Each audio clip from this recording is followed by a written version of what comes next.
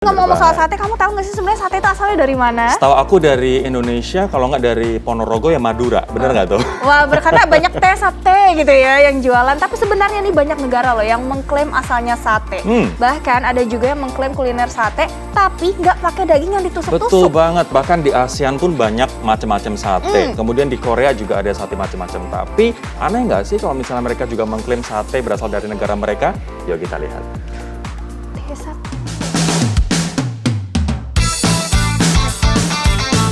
Inliners, rasanya se-Indonesia nggak ada yang nggak kenal yang namanya sate. Mulai dari jajanan kaki lima, restoran, hingga hotel bintang 5, bahkan di setiap perayaan, hajatan, atau syukuran, rasanya nggak bisa terpisahkan dari makanan lezat yang satu ini. Karena rasanya yang luar biasa, pecinta kuliner dunia pun menempatkan sate di peringkat ke-14 makanan terlezat di dunia. Wih, keren banget ya Inliners! Namun tidak ada yang tahu pasti asal mula sate nih Inliners. Konon, sate pertama kali muncul di Ponorogo, Jawa Timur di abad ke-15.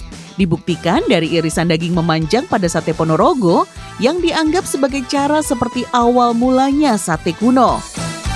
Ada pula teori yang mengatakan sate muncul dari pedagang jalanan di sekitar Jawa pada abad ke-19.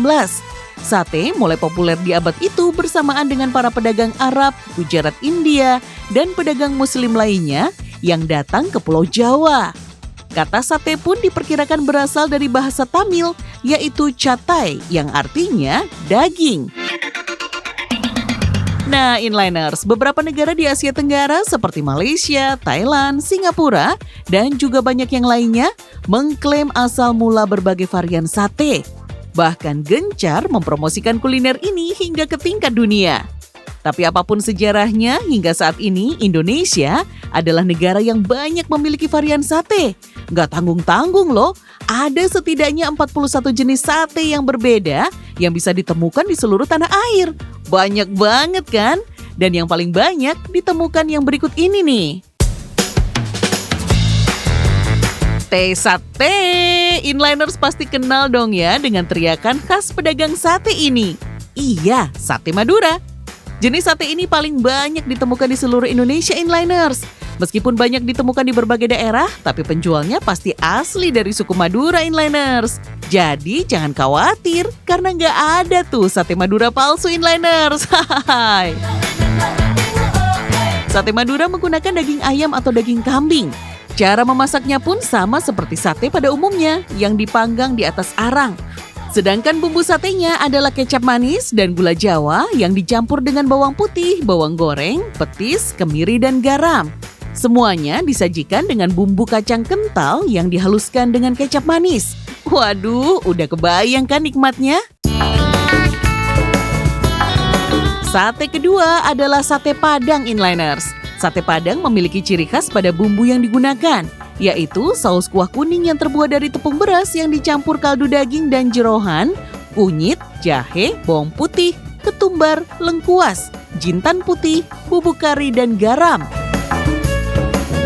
Sedangkan daging yang digunakan adalah lidah sapi yang direbus dengan bumbu lalu dipanggang. Namun bagi para Inliners yang gak suka dengan pedas, jangan mencoba terlalu banyak ya. Dan sate yang digandrungi kaum muda saat ini adalah sate Taichan. Sate ini awalnya adalah inovasi dari seorang WNA asal Jepang yang membeli sate di pinggir jalan Inliners. Saat itu, ia ingin memasak sendiri satenya dan hanya menambahkan garam, jeruk nipis, dan sambal sebagai bumbunya untuk dipanggang. Penyajiannya pun tidak menggunakan bumbu kacang seperti sate lainnya, hanya dengan sambal dan jeruk nipis yang dimakan dengan lontong. Simple banget ya Inliners. Hasilnya adalah sate ayam dengan warna yang putih dan kering. Inliners suka yang mana nih? Atau jangan-jangan suka semuanya? Nah Inliners, bila pengertian sate secara umum adalah berbagai jenis hidangan yang ditusuk dan dibakar di atas bara arang kayu atau batok kelapa, namun dewasa ini di dunia kuliner, pemahaman sate sudah mulai bergeser.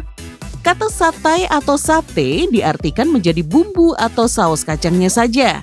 Buktinya, beberapa menu seperti sate bihun di Singapura hanya berupa bihun yang disiram dengan bumbu kacang. Bahkan ada nama makanan yang diberi nama sate chicken curry. Cuma karena menggunakan remahan kacang di atasnya. Walah-walah.